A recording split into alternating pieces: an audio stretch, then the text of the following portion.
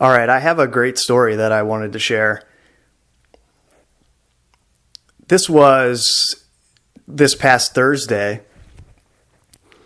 I got home and I checked my phone. Now, just a little background information. I do my best to really limit my exposure to my phone as best as I can. So I try to not keep it on my body as much as possible, and I kind of just leave it in places and check it here or there. So suffice it to say that I've become very unreliable as far as using that medium to communicate with people. Anyway, I check my phone and I remember, I was supposed to respond to a text message that my sister had sent me a few days. This was the weekend before this Thursday. So I sent her a response, and it was 3:30.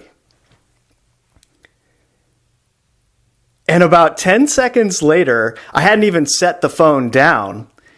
It starts ringing, and it's her. And she says, "Steve, the weirdest thing just happened.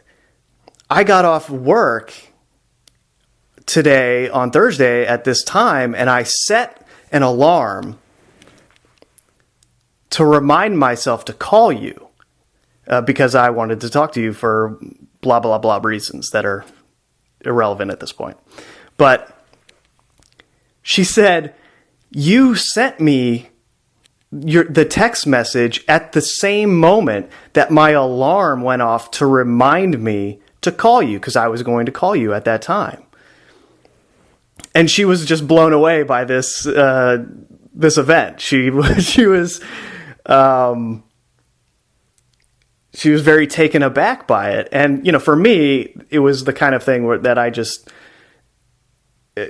kind of shrug off like just another crazy event that takes place, but so all I said to her, this kind of, well, first, all I said to her was, "Yeah, that's interesting, right? It's almost as if we were communicating on a level that wasn't necessarily physical, right?" And I just left it at that. I'm not going to go into any more detail. That's enough of a little seed to put in there that will, make her think. And she, at this point, has probably already forgotten about any sort of deeper meaning behind what might have occurred. But still, I put it out there for her. And then, I'm not going to go into any more detail other than that. And that's just, I find the best way to deal with these sort of situations when you're interacting with somebody who isn't necessarily on the same wavelength as you are. But it was funny to watch her rational mind attempt to explain it, because we talked about it a little bit, and she said, "Yeah, that's just so weird how we both got home at the same time, and then we were both sending each other, or intended to send each other, a message at the exact same time. That's weird." But of course, there are all sorts of events and sequences of events that were well outside of both of our control that led to this occurrence taking place.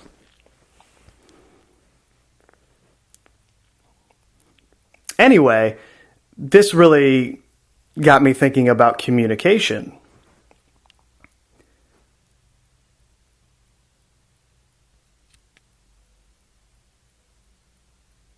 Especially as it relates to how our awareness communicates with itself through other people or fractals of it.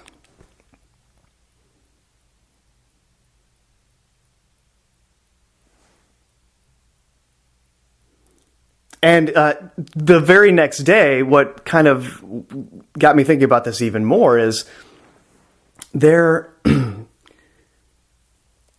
this bird that has started hanging out with us when we wash everything that we harvest. And, anybody who's interacted with or seen birds in action, they don't really do that very often. They don't actually get into your vicinity. It's more that they are moving away from you. They don't actually come towards you most of the time. And so this bird has really become brave, and it started really just kind of hanging out on the outskirts of where we are, just kind of like dancing around from place to place. And I just sit there and watch it in amazement at what it's doing. Because even still, even though it's kind of hanging around us, if one of us gets too close to it, it'll move. It sort of keeps this buffer zone from us and never lets any one of us get too close to it. And I was thinking about this story with my sister in relation to what this bird was doing, because it's almost like the birds have, it's like they're experiencing their own awareness on a level that we don't experience reality, meaning it's on a scale a perceptive scale that it processes information faster than we do. And this is why anytime, like say if you're driving your car and you see there's some birds in the road, sometimes you're like, are you going to move? Get out of the way. And then sure enough, they move. It's as if your car gets to a certain point where it breaches the energetic field of information that the bird is using to process its own sensory system. And then the bird, poof, it's gone. It flies away. And that's kind of what this bird that's hanging around us is doing. It's like, even though it's more brave than most of the birds that you would come into contact with, it's still like once one of us gets to a certain interacts with its energetic field, or however its awareness is processing information, it's like there's that moment where you bleed into it, and then the bird moves. It doesn't fly away. It just moves a little further away here, a little further away there. And it's just kind of an amazing thing to watch. And I was thinking about this in the context of what happened with me and my sister, because when you look at Wi-Fi and the Ethernet and how the internet is constructed in that way, right? You have a phone or a computer or whatever you're using, and you connect to the Wi-Fi network, and then you're able to download the information from that network. And I think it's obvious that all of that computer technology was derived based on the way that our own awareness interacts with itself, again, through other people. In other words, this is the collective subconscious mind, our own informational field of awareness that we all share. It's no different than the Wi-Fi field. And so there is the signal that you download the information from, which is reality or the environment. And so it's easy to see where synchronicities come from, because if we're all sharing the same field of information and you have a close connection with someone,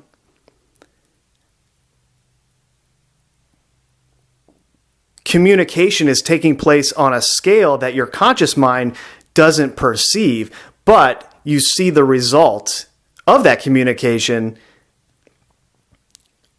emerge or manifest within your own physical experience of reality, and then you try to explain it with your with your rational mind, because the majority of us don't have that understanding of what's taking place under the surface.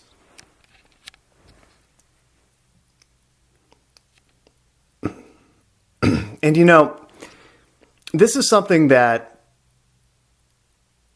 Adam Pants talked about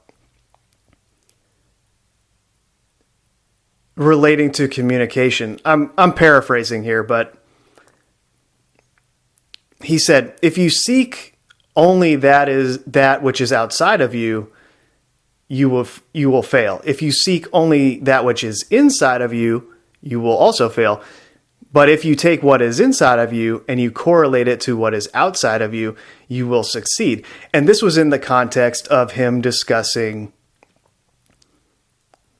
reconnecting to the creative spirit. That was the rhetoric he used.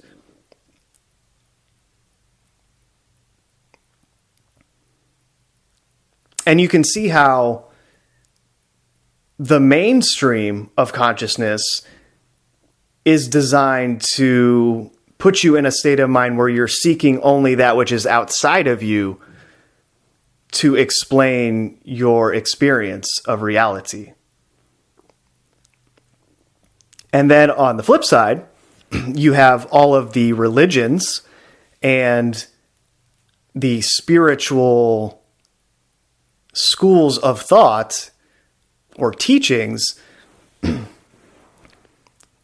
that reinforce the idea that you only need to seek what is inside of you in order to connect with quote unquote God.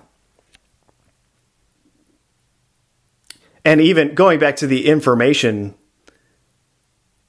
idea, the language is in formation. Even the word spiritual has the word ritual in it. So again, all of these ideas are structured in a way that they take you outside of spontaneity.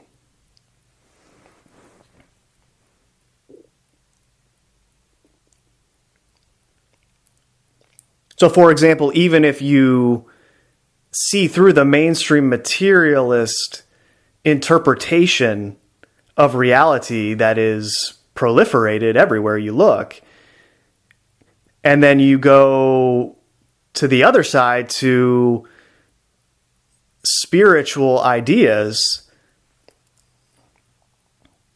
you're still being placed in this environment where this mental environment where you're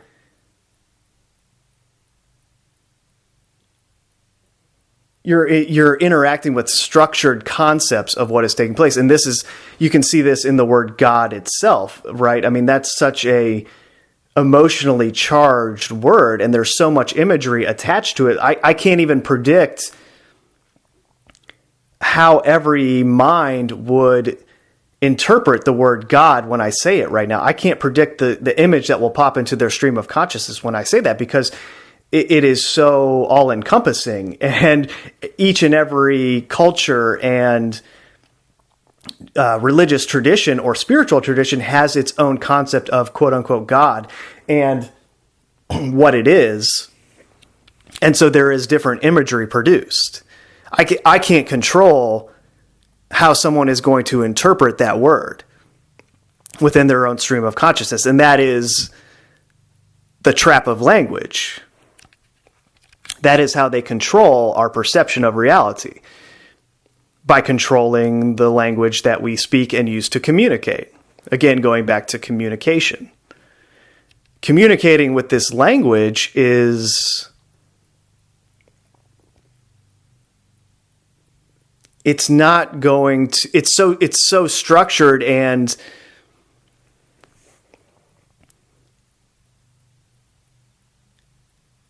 charged with pre-existing thought forms attached to it in the way that it is combined into words, that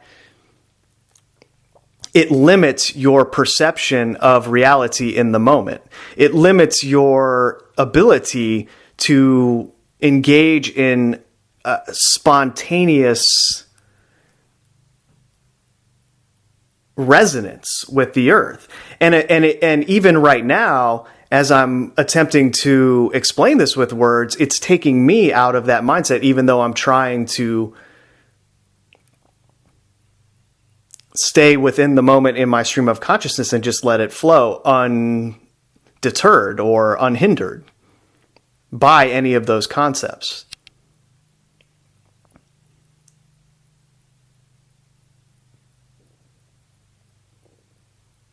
And so you take what is inside of you and you correlate it to what is outside of you, and you succeed. But the thing you have to understand is, when he was talking about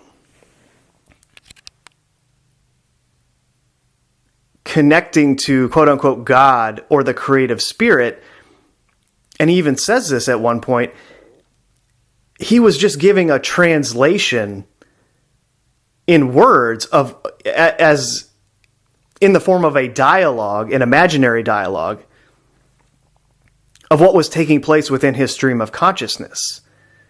There was no conversation going on with something outside of your own mind.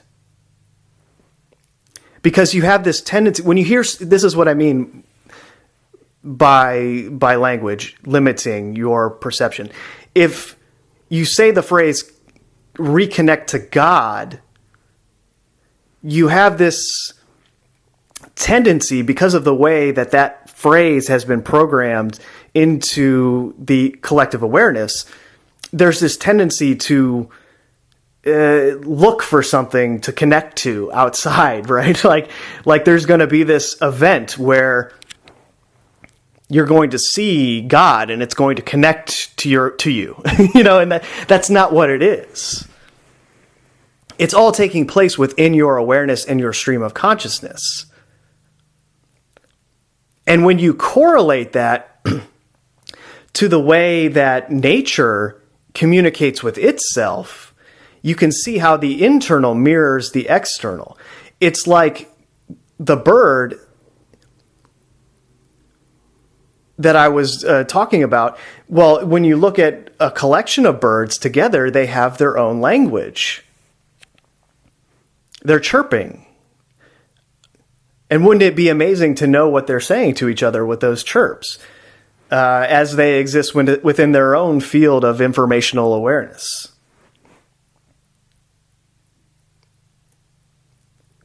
The birds are engaging in a spontaneous interaction with their environment. And that's why it looks like it's so disruptive when you come into that spontaneous interaction. You disrupt it. And so it seems like they bolt. It's as if it's a sudden movement, like they're responding to you, but it's more that they sense a disturbance, and so they get away from the disturbance.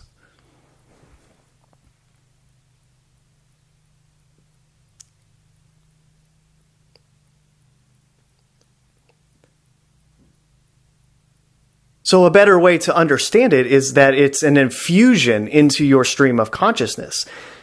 It's not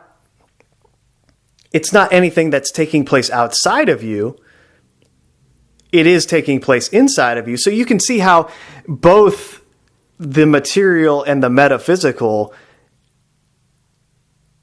imitation versions of what is really taking place, they try to get you on one side or the other. They want you either only in the external or only in the internal. And this is why people, I'm going to focus mostly on, like people who would say, oh yeah, you just need to go within. Well, that's not quite it. They want you stuck in this mentality where you're only inside of yourself. But that's not it. It's both simultaneously. And when it's both simultaneously, it's spontaneous.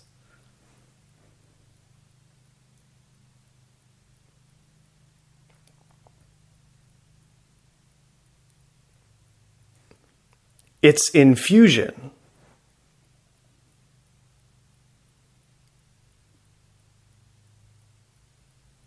Interacting directly with your own stream of consciousness in that present moment. And then this is where structure and the feedback from the subconscious mind of thought forms and thought patterns derails you from that understanding in the moment. And this is why nature is so powerful when you're out interacting in it. After 20 or 30 minutes, you really just start to slow down and come into resonance with the environment that you're in. And then you begin to experience reality in a spontaneous way. And of course, it's nearly impossible to interact with society at large and maintain that state of mind.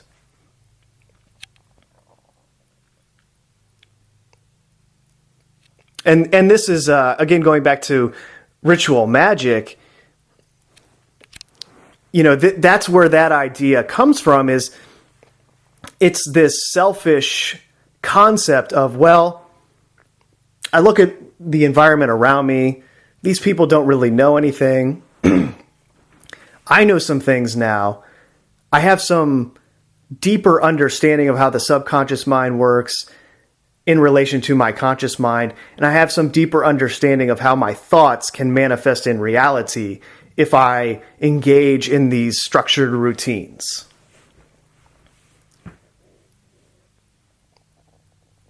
And then based on that understanding, I would say, well, do what thou wilt based on that. But the problem is that is a selfish interpretation of what is taking place, propping up yourself at the expense of the whole. That is where the initial state of disease came from, the disconnection.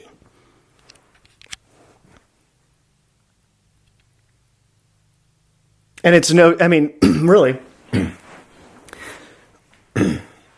excuse me. Really, that's no different than a lot of these. I'll use the term New Age just because everybody knows what I'm talking about, even though as soon as you bring that word up, right? Because again, that's a phrase that's charged with so much imagery and conceptual energy that you can predict certain responses where people are like, oh, that's not New Age. That's the old secret information. It's like, okay, whatever. Where ideas like the law of attraction come in, right? And again, it's the same thing where, oh, okay, I really understand how I was lied to, and now I'm going to use this information to manifest some, dream situation for myself, where you get whatever you think you want, I suppose. But again, that process is at the expense of the whole.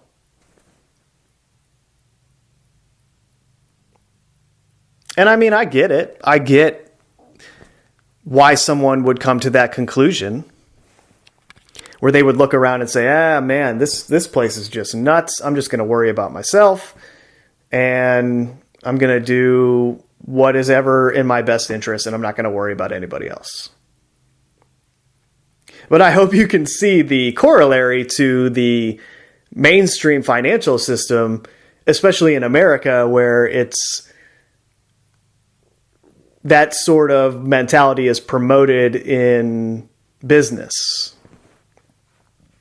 Survival of the fittest, right?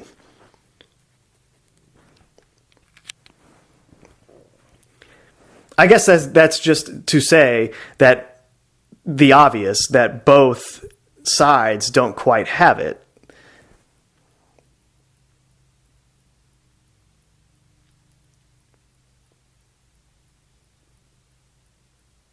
But yeah, communication. This is why it sure seems like people have lost the ability to communicate with each other. And this is a product of so many things that I couldn't possibly describe them all right now. But first of all, it's because we're not communicating with each other as we were designed to communicate. We're using this fake language. And that's the main problem. We're using a language that has been constructed to prevent us from truly communicating with each other.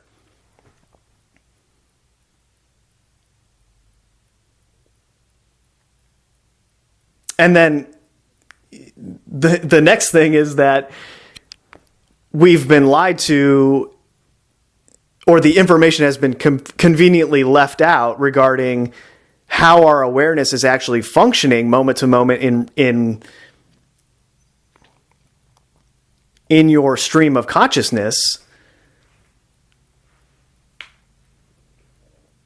and how there is communication taking place beyond what your conscious mind perceives.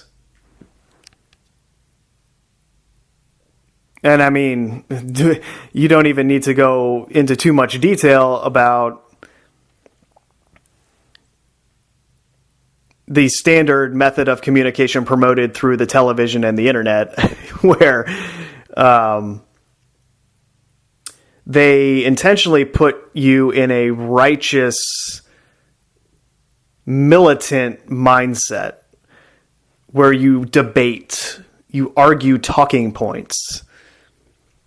You know, it's like Republican versus Democrat. They all have their talking points, and they argue with each other, and everybody gets so furious, and they have all the answers. And then let's say you see through that. Well, then you get indoctrinated with the pre-designed talking points of the alternative media, and then you go tell those Republicans and Democrats how wrong they are about everything because you got it all figured out. And that works. That's just a small example. I mean, it works in any context you want to put it in. Religion versus atheism. Vegan versus meat eater.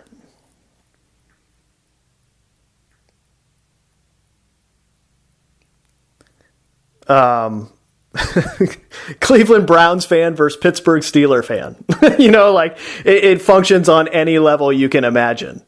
It's all designed to promote conflict and prevent true communication. And bringing up something as frivolous as sports is sort of neither here nor there, but having been a sports junkie my whole life, I can understand that mentality and I can relate to it. I can't even imagine. Well, I'm imagining it right now, but I can't even believe how dumb I was when I was growing up, and just how much time I wasted on sports. And that's not quite the right way to say it, because I learned so many valuable lessons from playing sports. I mean, it really does teach you a lot about life, and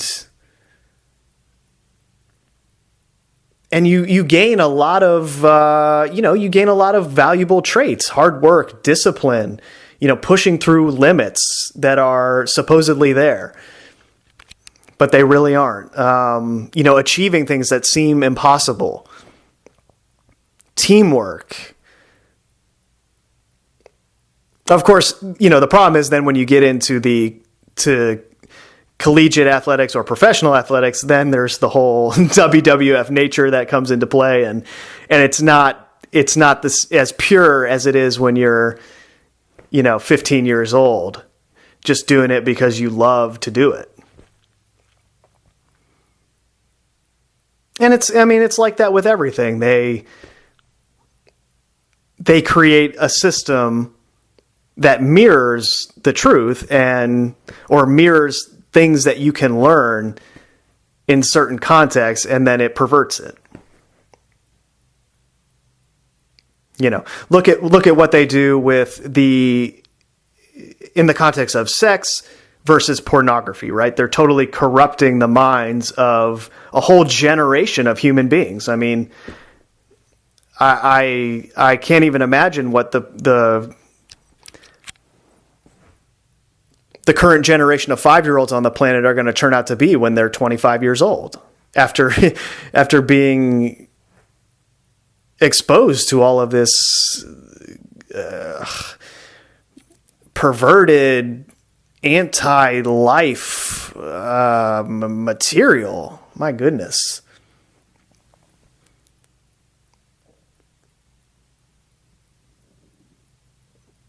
I mean, my life has significantly improved since I stopped watching porn. I'm not going to sit here and pretend like that wasn't a part of my life when I was younger, or even, a year or two ago. Like, even though I've made a conscious decision to never watch it again, it's like you have moments where you just slip up for whatever reason. And, this might be getting a little personal, but whatever, I don't care. I find that the times where I've slipped up have been closely related to alcohol, where for whatever reason I went and had some drinks with some friends, and even though that I've also made the conscious decision to not do that anymore, not that it's bad in and of itself. I mean, again, it's, you'll get into that whole idea of, oh, well, why do you think they call it spirits? You're actually letting yourself be possessed. And it's like, well, it's kind of the same thing with tobacco in its pure state and the effects that it has on your mind and clarity of thought as sort of an herbal thing, not something that you would, do all day, every day, right? But just occasionally, versus the commercialized version of it in the form of mass-produced cigarettes that are filled with thousands of chemicals that are terrible for your body, right? So it's kind of the same thing with alcohol. The mass-produced beer is, first of all, they took the fermentation process and put hops in it. And if you've done any research into hops, there's all sorts of anecdotes about how young girls who were in the fields picking hops would reach puberty well before they were supposed to. And this is because hops have that estrogen. The hops have a heavy estrogen content. And so it was triggering their sexual reproductive growth well before it should have happened. And then what do you have? You have all of these men drinking this hop-infused beer. They even have IPAs are like the most popular beer out there right now, and they're double and triple hopped beers, right? So it's an estrogen bomb into a male, and that's why when men drink, a man who drinks beer, every night has 6 beers, whatever. That's why they develop man boobs and fat in their midsection. It's because all of that estrogen is triggering female responses, as far as gaining that fat that is sort of designed for childbirth, right? So anyway, I was talking about my sister. She got married not too long ago, and whatever. I drank at the wedding. I did. And it was a blast. I had a great time. What am I going to do? Feel guilty about myself because I'm not some perfect spiritual person in that moment? No, whatever. It's like, now please don't take what I just said and use it as an excuse in your own mind for, he said that, so I'm going to go drink now. No, that's not what it's about. That was a spontaneous thing. I wasn't planning on doing it, but then I just did it, and then I haven't in months since then. and I have no plans to do it in the future because I don't gain anything from it. Anyway, I was bringing that up because alcohol dehydrates you. And I noticed this weird connection between, when I woke up in the morning, not only would I be dehydrated, but then I would have all of these weird sexual thoughts in my mind that were not there before that. and there's some connection between alcohol and sexual energy. And I mean, anybody who's drank before in the past would understand that. People make all sorts of horrible decisions when they've been drinking, as far as that goes, right? So I'm not even necessarily talking about that overt connection of like some drunken hookup at a bar when you're 20 years old and just dumb and completely indoctrinated by, well, I don't need to go into all that. You know what I'm talking about. But I'm talking about something deeper where the alcohol, it's like it infuses these thoughts into your stream of consciousness that is somehow related to the dehydration process. And I don't know, it's just, in any event, I can see, given the way that sex has been so perverted in this culture, I can see why alcohol is so promoted. Because they're in tandem together somehow. And I can't explain it biologically or chemically. I could just tell you what it did to my stream of consciousness and how it altered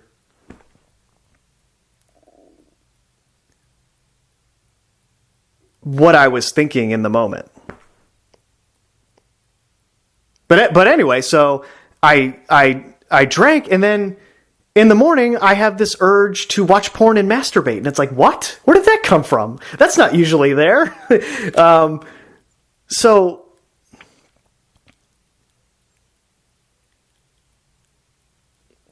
I don't know. I don't know how I even got on that subject, but it's just, if we can't talk about these things, what am I going to do? Pretend like that I don't have those thoughts, like it's not something that I'm dealing with?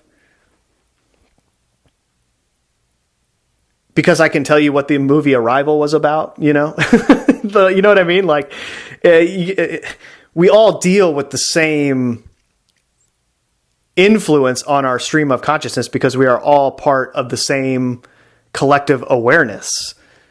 And that collective awareness is communicating with itself on a higher scale. And when I say higher scale, I don't mean better. It's just a different octave. It's a different tune. It's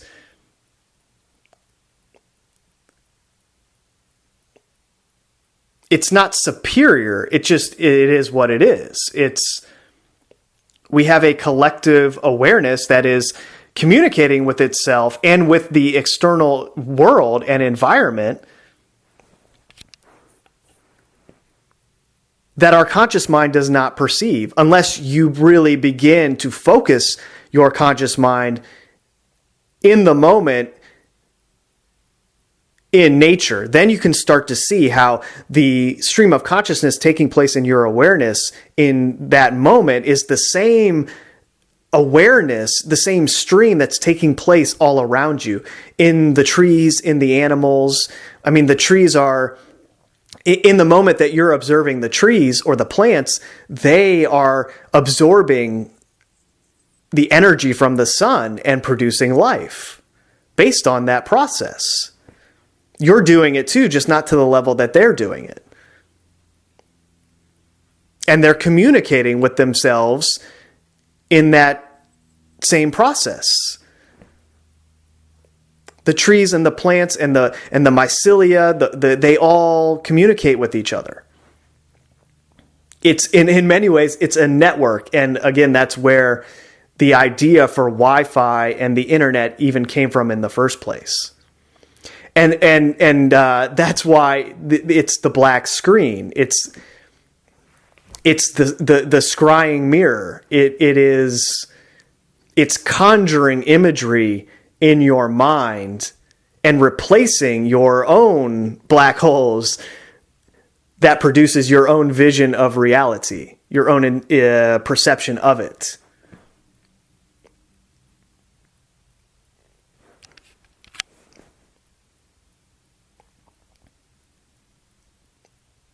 Yeah, it's amazing, really. I mean, when you watch this communication process unfold, it's incredible. And that's what all of the spiritual teachers are missing. When they tell you that I mean, like, they use all the buzzwords, right? They sound similar, but then they corrupt it in some way. They want you to detach entirely from the material external world. No, that's not it. They want you to just, like, for example, anybody who says, yeah, it's the Christ within. I mean, that is mind control right there. My goodness. I mean, not only, just starting with how they pervert the teachings of that man that they then later created a facsimile of in the form of Jesus Christ, and again, going back to imagery, when I just said that phrase, Jesus Christ, then you get that image of some white dude with a beard and long hair. I mean, what? No. There should be no image attached to that concept of what, of the true things that they put in that man's teachings, right? Or the true things they took from anybody who taught the same things that person taught. And again, it's always a man, right? What, is a woman not capable of coming up with this sort of stuff? It's all designed to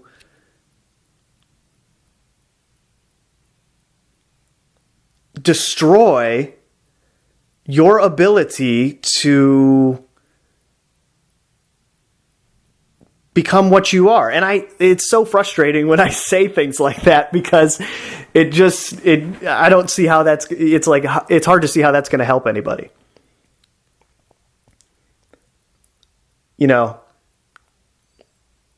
But I'll just say, I talked about him earlier, but Adam Pants was on a level that I'm nowhere near.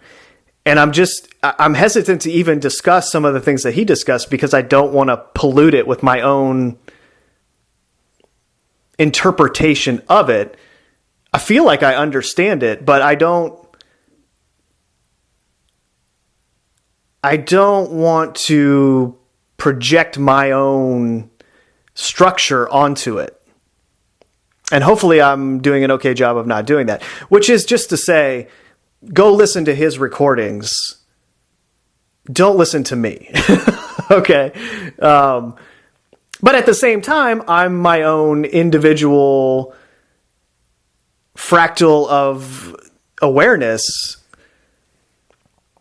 And I have my own view of the situation. So I'm not going to hide that. I'm not going to pretend like I don't have my own ability to understand, to intuit.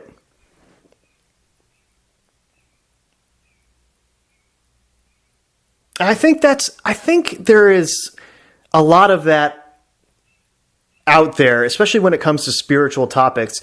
It's like people are afraid of, I don't know the right way to put it.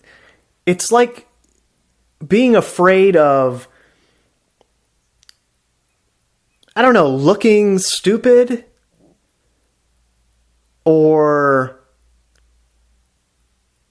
acknowledging certain things. I don't know how to describe it,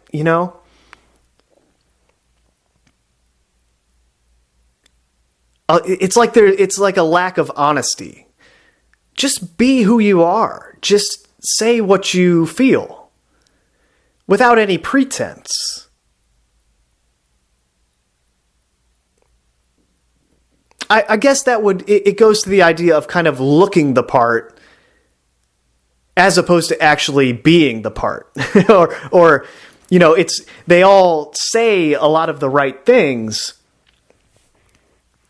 But then but then what? They're charging you $200 an hour to have a consultation with them, or they want you to help them create their own church, or whatever, right?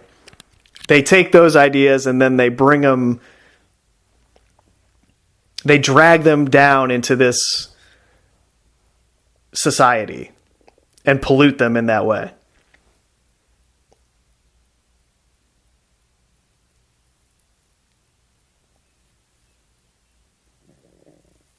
Communication, though, it's the most essential thing that we need to relearn how to do, is to communicate with each other without any of that pretense.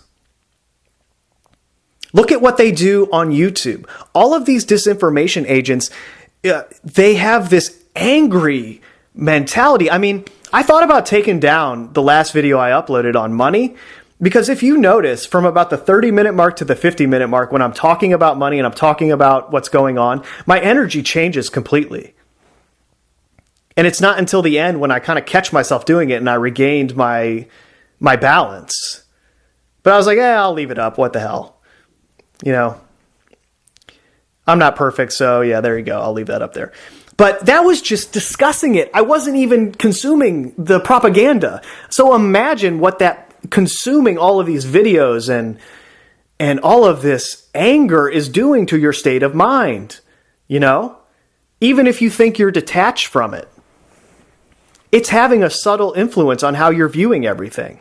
And it's not till you take a break from watching all this stuff where you'll realize that, and your state of mind will improve. You'll be like, oh man, I feel a lot better, and I noticed that myself. Of course, I wouldn't be talking about it if I hadn't noticed it myself. You got to draw from your own experience. Even viewing it like, okay, I know this person is a disinformation agent. I just want to see what they're telling everybody, so I can stay on top of where they're going to take the agenda next. But it has a subtle influence on you, even if you're totally detached from it. And I think I've gotten pretty good at staying detached from it, but at the same time, the last video proves that I'm not totally there, right? It still has that influence. And it's that righteous mentality of, we need to take our country back. Without even getting into the concept of that's a mental construct that doesn't even exist, but you're going to take it back, right? But it's all about putting you in that angry, righteous, not even angry, but just, that mentality where you're going to take action. The solution is we need to come together in the world and take action. No, that's never going to work.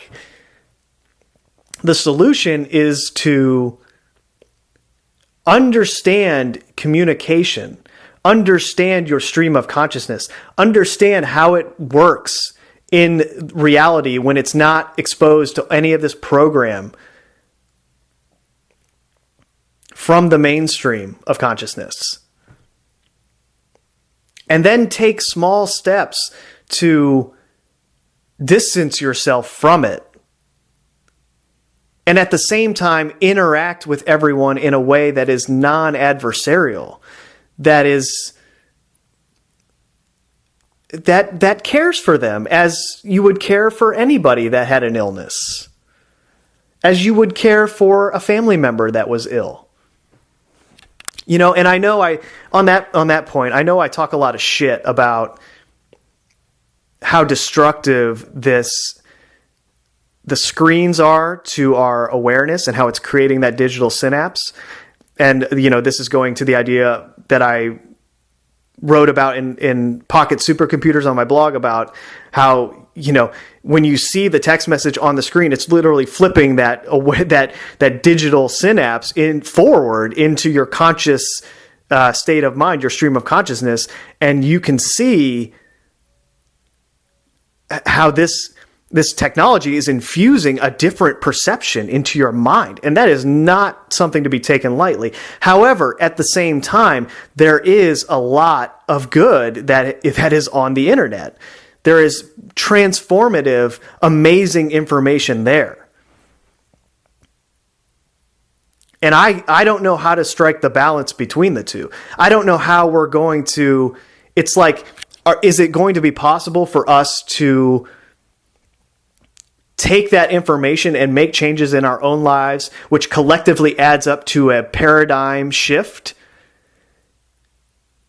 which happens before this Borg technology overtakes the minds of a majority of the population? You know, that's kind of where we're at right now. I don't know which way it's going to go. But I don't want to totally like promote this idea that you should just be, you know, frolicking in the woods 24/7, you know. It's like, yeah, there are opportunities to communicate in the way we're designed to communicate on the internet, and you can exchange energy in that way. Not in the same way you can do it in person, but it's close. And just to share another story, since I was talking about my sister when I started the video, or whatever this is, it will be a video eventually. So this was a few years ago. This was like 4 or 5 years ago at this point. I got a call from her, and she's like, oh man, and she knew I was into like a lot of health topics that's really the only one. I know when I was discussing that sort of synchronicity that we had, I just dropped this little hint about subconscious communication and collective awareness and how we're all communicating with each other on a level that we don't quite understand in our conscious mind. And that's where synchronicities come from. They understand that process, and that's how they can simulate synchronicities in movies and just in the news, and how that whole web is perceived from the outside in hindsight as, how did they even come up with this? It's so interconnected. Well, they just understand our subconscious communication process, and they subliminally program us to experience. Well, subliminal programming dictates the fact that people aren't registering it. But then there are the people who see the subliminal programming now, and then even they try to convince those people that it's some sort of natural synchronicity that's taking place, right? Anyway, neither here nor there. So she says, oh, I've been having this numbness. I've been having problems with my nervous system. I don't know what's going on. So she goes to the doctor. And the doctors do a battery of tests. They don't know what's going on. And eventually they do a scan of her brain, and they see what they perceive as the beginning of MS. And they tell my poor little sister that she has MS, like she's going to have MS soon. And so she's, distraught over this. She obviously, as anyone would be. And I'm like, all right, well, hold on a second. Let's go over everything that you consume in a day. Start me out at the beginning. Tell me everything you eat and drink. She goes, well, okay, first thing in the morning, I have coffee. And I'm like, biting my tongue, like, well, you shouldn't be drinking coffee. Caffeine keeps you out of balance, right? It's designed to, I'm not going to tell you that coffee's bad, but look at every street corner, there's a Starbucks. Coffee is a huge part of almost everyone's reality. And, you got to ask yourself why it's so promoted. Not to say that if you have a cup of coffee every morning, you're going to die. I'm not telling you that. I'm just saying, just consider these things before you put things in your body. Like, caffeine disturbs your natural balance. They want you on constant highs and lows. Anyway. And I said, okay, well, what do you put in the coffee? She goes, oh, well, I put in a NutraSweet. Oh, really? And then I put in, I don't know, I think she said milk or something. I was like, well, we need to focus on that NutraSweet first. Anyway, so then she takes me through the rest of her day. And I said, okay, what do you have for lunch? She goes, oh, sometimes I'll have this, sometimes I'll have that. And then I have a Diet Coke. And alarm bells are starting to go off for me. Oh, boy. And then she takes me through the rest of her day, and she says, oh, yeah, I said, well, do you chew gum? She goes, yeah, I chew gum. I said, what kind? Tells me the kind of gum, and I'm, oh, boy. and so after going through the whole day of her eating, I said, okay, have you ever heard of aspartame? And she says, no. I said, all right. And she is a highly educated person, and so she's very rational in that way. So she needs something that comes from an official source. She can't just hear it from me to understand it. So I send her, I had this file that was from doctors who had done, official studies on aspartame and the effect. It was actually an article about how there is an epidemic of middle-aged women who are being diagnosed with MS and they can't explain it. And of course, all of these women are, I feel so bad for women in this society because they're programmed with this princess programming, and they're made to be ashamed of their bodies from all of this stuff that's on television and in magazines, about what the ideal woman should look like. And you guys don't stand a chance. So I send her this article because I'm thinking, okay, maybe she'll really understand what's going on because it's a doctor talking about it and they have official links and references, and it's a very scholarly piece. And, I was really surprised with her response. She said, oh man, this really seems like it could be a thing because they can't explain how all these women are getting MS or MS-like symptoms. And of course, women drink a lot of diet soda or pop because they're trying to lose weight. They don't want to gain weight. So they drink the diet version instead of the regular version. And of course, all soda is toxic and should never be consumed, but people still drink it. So at least if you're still going to drink a soda, please drink a regular one. I mean, it's a sugar bomb, and that refined sugar is what causes so many problems. I mean, I don't consume any sugar, no refined sugar at all. Every once in a while, maybe some blackstrap molasses or Manuka honey, but never, ever, ever consume refined sugar, period. I'm telling you, your health will explode if you make that one change. So she goes back to the doctor, and she doesn't tell the doctor any of this, but she's got this idea in her mind of, okay, well, maybe I don't have MS. And gets a bunch of more tests done, and the doctor says, well, there's really not anything we can do for you. You're just going to experience the symptoms as you grow older, and eventually you'll be in a fucking wheelchair. Oh, thanks, doc. And this doctor could have had all the best intentions in the world, but it just, it underscores the fact that they're not taught anything that is true about nutrition and the way that all of these things interact with each other. So I tell my sister, okay, you just need to stop consuming all aspartame. Cut it entirely out of everything you eat and see if anything changes. And, it was a struggle for her, as it is for everyone when they first start doing this stuff. But eventually she cut it all out. Oh, and I brought up gum, by the way, because aspartame is in a lot of these gums. So if you chew gum, I don't chew gum, so I don't worry about it. But if you chew gum, you got to look at the label because aspartame is in almost all of the gum. And sure enough, months go by and she starts telling me, hey, the numbness is going away and I'm starting to feel a lot better. And then, years pass and she... Not only did she not have the MS-like symptoms anymore, not only did the doctors tell her that she didn't have MS, it must have just been something that popped up, but she changed her entire diet based on that one realization. So I brought that story up just talking about how the internet is not all bad because I never would have learned any of that information without the internet. And you see, they knew as a part of their larger agenda, they had to introduce the internet for the cyber physical ecosystem that's being built. But at the same time, they knew that there would be a period where a lot of true information would get out there. So that's why they created the entire fake truth movement and the alternative media and all its gatekeepers, where they're giving out truth because they have to. They have to mirror what genuine people would talk about.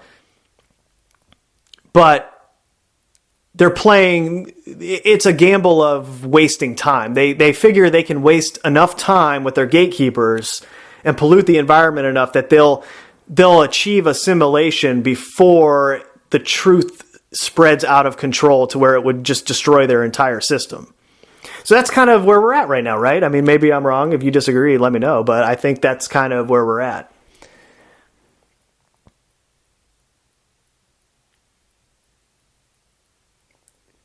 So yeah, communication. I think I'm getting really busy again, and this will, to any of the few subscribers that I have. I mean, half of my subscribers aren't even real people. I'm sorry to say, but and I know this. Like I got a bunch of disinformation agents that are subscribed to me.